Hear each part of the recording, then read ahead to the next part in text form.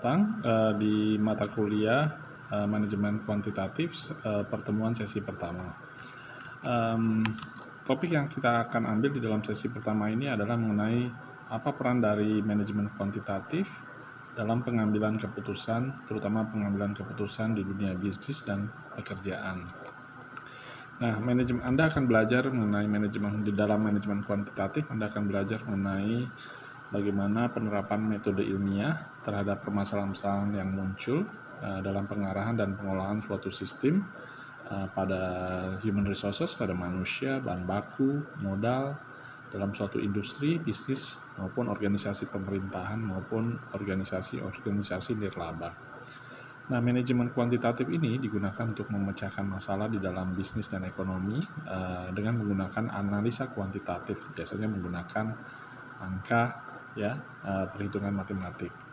Nah, di sini pendekatan kuantitatif digunakan sebagai pendekatan pengambilan keputusan yang didasarkan pada penggunaan metode ilmiah, berbeda dengan tradisional sifatnya. Nah, di sini kita menggunakan analisa kuantitatif dalam membantu manajer seperti Anda nantinya, atau bakal manajeber seperti Anda untuk mengambil keputusan dalam mengambil kebijakan misalnya, atau keputusan di dalam bisnis Anda. Anda akan belajar mengenai langkah-langkah pemecahan masalah di dalam pengambilan keputusan.